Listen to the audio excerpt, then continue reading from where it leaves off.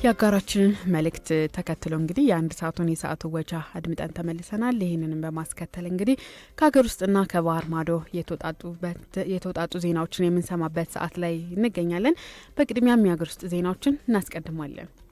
ከኢትዮጵያ ተወስዶ የነበሩ 12 ውድ ቅርሶች ተመለሱ። በ1920ዎቹ ዓመታት ከኢትዮጵያ የተወሰዱ እንደ ጎራዴ፣ ዘውድ፣ አክሊል፣ ስዕሎችና ሌሎች የኢትዮጵያን ማንነት የሚገልጹና በጀርመናውያን ቤተሰቦች እጅ የነበሩ 12 ልዩ ልዩ ጥንታዊ የሀገር ቅርሶችን የአዲስ አበባ ዩኒቨርሲቲ የኢትዮጵያ ጥናትና ምርምር ተቋም በትላንትናው ዕለት ተረክበዋል።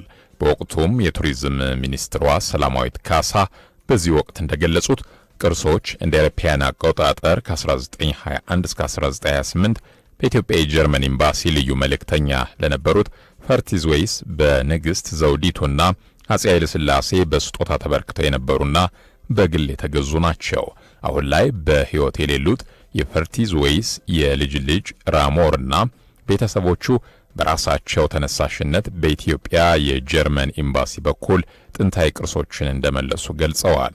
ቅርሶቹ ከቱሪዝም መስህብነታቸው ባሻገር ታሪክን ወደ ቤቱ የመለሱና የሀገራቱን ወዳጅነት በግልጽ ያሳየ መሆኑን ጠቁመው ድርጊቱ በተለያዩ ሀገራት የሚገኙ ግለሰቦች በእጃቸው የሚገኙ ቅርሶችን እንዲመልሱ የሚያበረታታ ነው ብለዋል። በኢትዮጵያ የጀርመን ኤምባሲ ጉዳይ ፈጻሚ ዶክተር ፈርዲናንድ ቮን ወይሄ በበኩላቸው ቅርሶቹ የተመለሱት ያለምንም ጣልቃ ገብነት በቅርሱ ባለቤት ቤተሰቦች መልካም ፍቃድ ነው ብለዋል። ከተመለሱ ቅርሶች መካከል ጎራዴ፣ ዘውድ፣ አክሊል፣ ስዕሎችና ሌሎች የኢትዮጵያን ማንነት የሚገልጹ ቅርጾች እንደሚገኙበት የገለጸው ደግሞ በአዲስ አበባ ዩኒቨርሲቲ የኢትዮጵያ ጥናትና ምርምር ተቋም ዳይሬክተር ዶክተር ዮሐንስ አድገህ ናቸው። ቅርሶቹ ከቱሪዝም መስህብነት ባሻገር ለጥናትና ምርምር ግብአቱ ነው እንደሚያገለግሉም ተናግረዋል። በኢትዮጵያ የጀርመን ኤምባሲ ልዩ መልእክተኛ የነበሩት ፈርቲዝ ዌይስ የልጅ ልጅ ፕሮፌሰር ራሞን ዌይስ በበኩላቸው ቅርሶቹ ከግለሰብ ይልቅ ለኢትዮጵያ ይበልጥ ይጠቅማሉ ብለን እንደ ቤተሰብ መክረን መልሰናል ሲሉም ተደምጠዋል። ወደ መካከለኛው ምስራቅ የሥራ ስምሪት የሚያገኙ ሴቶችን ጤናና ደህንነት ጥበቃ በተመለከተ በተዘጋጀው ኢኖቬት የተሰኘ የ4 ዓመት ፕሮጀክት ላይ ትናንት ውይይት ተደርጓል። በወቅቱም የሥራና ክህሎት ሚኒስትር ዴኤታ ዳንኤል ተሬሳ በዚህ ወቅት እንዳሉት ፕሮጀክቱ የውጭ ሀገር የሥራ ስምሪት የሚያገኙ ዜጎች በጥናትና መረጃ ላይ የተመሰረተ ዘላቂ መፍትሄ ማበጀት ያስችላል። በተለይም ወደ መካከለኛው ምስራቅ ሀገራት የሚሰማሩ ዜጎች ጤና ላይ ያተኮረ ፕሮጀክት መሆኑን ገልጸው የዜጎችን መብትና ደህንነት ማስጠበቅ ዋና ትኩረቱ መሆኑን ተናግረዋል። በሪፎርሙ የውጭ ሀገር የሥራ ስምሪትን በመረጃ ላይ ወደ ተመሰረተ የአሰራር ስርዓት ለመቀየር ዲጂታል ቴክኖሎጂ ልዩ ትኩረት ተሰጥቶታል ብለዋል። የኢትዮጵያ የስራ ገበያ መረጃ ስርዓት የሪፎርሙ አካል መሆኑን የገለጹት ሚኒስቴር ዴኤታው የመረጃ ስርዓቱ ግልጽ፣ ቀልጣፋና ተጠያቂነት የሰፈነበትና አስተማማኝ የስራ ዕድል የሚፈጥር የውጭ ሀገር ስራ ስምሪት መስጠት እንደሚያስችል ተናግረዋል። ፕሮጀክቱ ወደ ስራ የሚሰማሩ ዜጎች ተገቢ የሙያ ድጋፍ፣ ችግሮች ሲያጋጥሟቸው ፈጣን የቆንስላ የማህበራዊ አገልግሎት እንዲያገኙ ያግዛልም ብለዋል። የኢኖቬት ፕሮጀክት አስተባባሪ ዶክተር ካሳሁን ሀብታሙ በበኩላቸው ወደ መካከለኛው ምስራቅ የስራ ስምሪት የሚያገኙ ሴቶች ደህንነትና ጤና ማሻሻል ላይ በማተኮር ለውጤታማ ድጋፍ የሚያግዝ መሆኑንም ተናግረዋል። ዜጎች ወደ ውጭ ሀገራት ለስራ ከመሰማራታቸው በፊት ስልጠና መስጠት፣ በተሰማሩበት ሀገራት ሆነው መረጃ እንዲያገኙ ማድረግ የእርስ በርስ መረጋጋትና መደጋገፍን የሚያጠናክር መሆኑንም ተናግረዋል። በፕሮጀክቱ በተለያዩ ቋንቋዎች የተዘጋጁ የጽሁፍና የድምጽ መረጃዎች በተንቀሳቃሽ ስልኮች ተደራሽ እንዲሆኑ ያደርጋል ሲሉም ተደምጠዋል። ከውጭ ምንጮች ወዳገኘናቸው ዘገባዎች ስናልፍ የቻይና ከፍተኛ ባለስልጣናት ቡድን በሁለትዮሽና ተያያዥ ጉዳዮች ከዛምቢያ ባለስልጣናት ጋር መምከሩ ተገለጸ።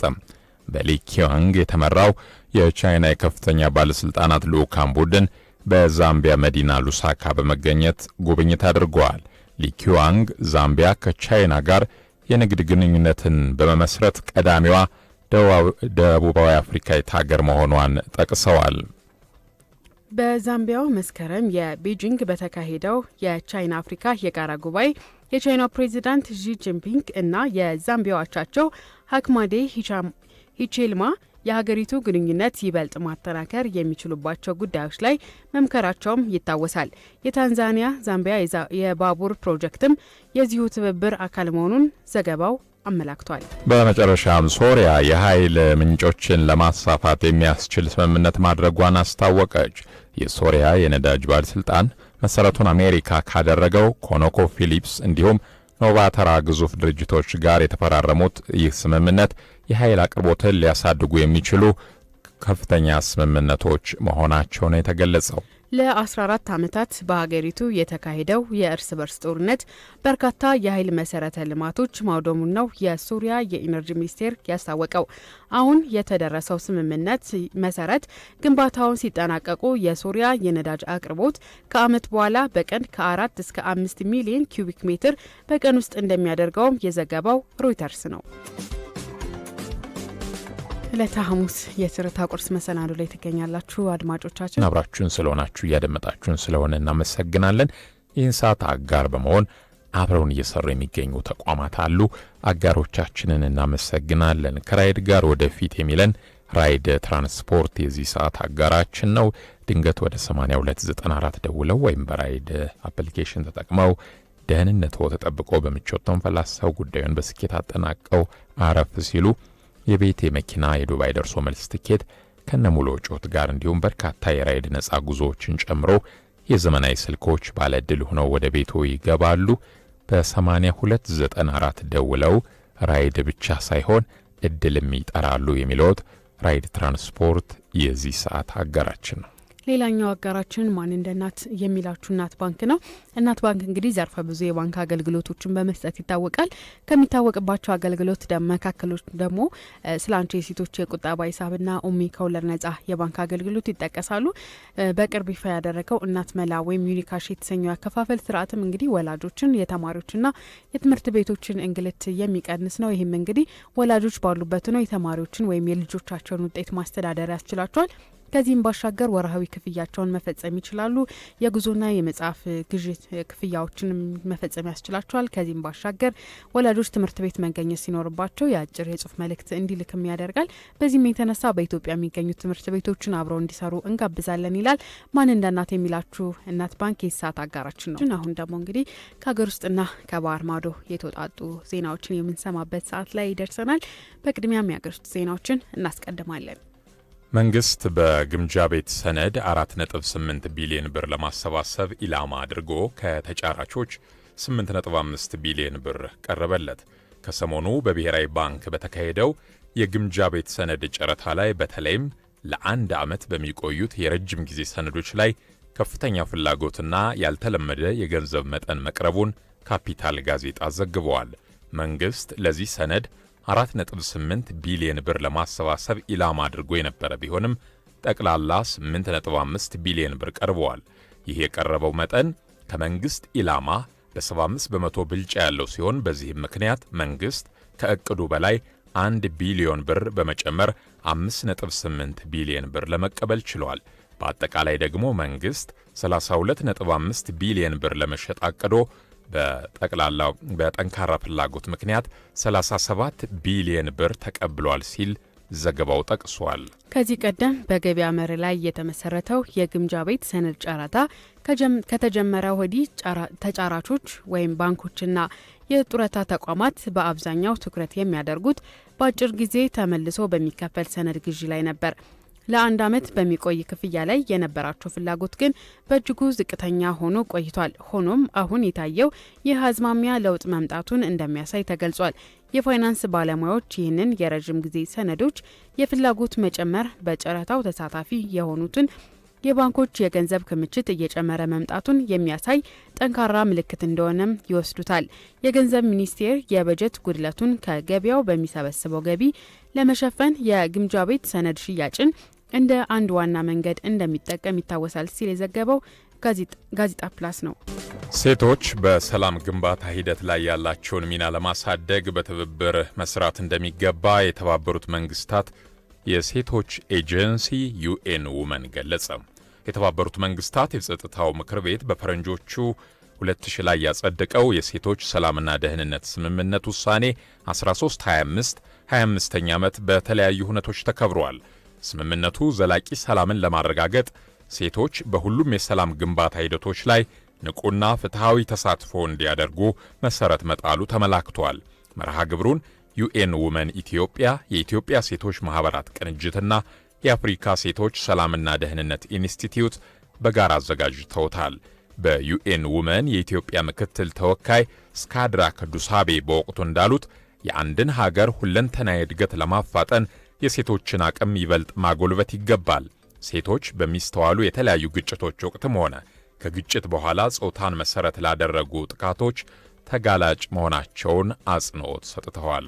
መሰል ችግሮችም ከጦርነት በኋላ በሚደረጉ የሰላም ግንባታ ሂደቶች ላይ በንቃት እንዳይሳተፉ ተግዳሮት ይሆናሉ ነው ያሉት የአፍሪካ ሴቶች ሰላምና ደህንነት ኢንስቲትዩት ዋና ስራ አስፈጻሚ አምባሳደር ቆንጂት ስነ ጊዮርጊስ በበኩላቸው ሴቶች በዘላቂ የሰላም ግንባታ ሂደቶች ላይ ትርጉም ያለው ውክልና እንዲኖራቸው በትኩረት መስራት ይገባል ብለዋል።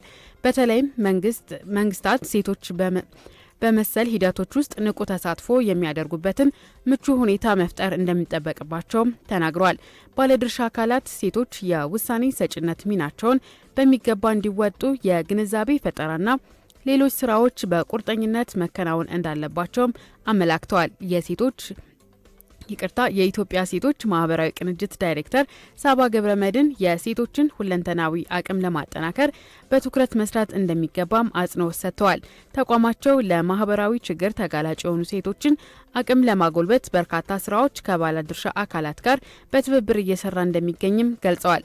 ሴቶችን በሀገር አቀፍ ክልላዊ የሰላም ውይይትና ድርድር ሂደቶች ላይ በሚገባ ማሳተፍ ላይ ቁርጠኛ መሆን እንደሚገባም አስገንዝበዋል። አድማጮች ከሀገር ውስጥ የተወጣጡ ዜናዎችን አድምጣችሁ ነበር። አሁን ደግሞ ከባህር ማዶ ያገኘናቸውን ዜናዎችን እናስከትላለን። ሩሲያና ቶጎ የሁለትዮሽ ግንኙነታቸውን ማጠናከር የሚችሉባቸው ጉዳዮች ላይ መከሩ። ሀገራቱ በኤምባሲዎቻቸውን በሚቀጥለው ዓመታት ለመክፈትም ተስማምተዋል። ሁለቱ ሀገራት መሪዎች ውይይት አድርገዋል። የሩሲያው ፕሬዝዳንት ቭላዲሚር ፑቲንና የቶጎ ፕሬዝዳንት ፎሬ ግናሲየፔ ውይይት ማድረጋቸው ነው የተገለጸው። 65 ዓመታት የዘለቀው የሁለቱ ሀገራት ግንኙነት ኤምባሲ በቀጣዩ ዓመት እንደሚከፈት የተገለጸ ሲሆን የቶጎ መሪም ሩሲያ በትምህርት ለተማሪዎች ስኮላርሺፕ በመስጠት ለምታስደርገው ድጋፍ ምስጋናቸውን አቅርበዋል። ባሳለፍነው ነሐሴ ሀገራቱ የጋራ የመከላከያ ኃይላቸውን ልምድ ልውውጥ ለማድረግ ስምምነት ላይ መድረሳቸው ይታወሳል ሲል ዘገባው ጠቅሷል። በመጨረሻም የተባበሩት ሀገራት ሩሲያ በዩክሬን ላይ የፈጸመችውን ጥቃት አወገዘ። የተባበሩት ሀገራት ዋና ጸሐፊ አንቶኒዮ ጉተሬዝ ሩሲያ የፈጸመችው የሚሳኤል ጥቃት በኪየቭ በርካቶችን ለሞት መዳረጉን ገልጸዋል። ዋና ጸሐፊው አንቶኒዮ ጉተሬዝ እንዳስታወቁት የሩሲያና ዩክሬን ከ4 ዓመት የተጠጋ ጦርነት አቁመው አፋጣኝ የተኩስ አቁም ስምምነት እንዲደርሱም ጠይቀዋል። ስምምነቱ እንዲደረስም የዓለም ሀገራት ተጽዕኖ እንዲያደርጉ ዋና ጸሐፊው መጠየቃቸው ተዘግቧል።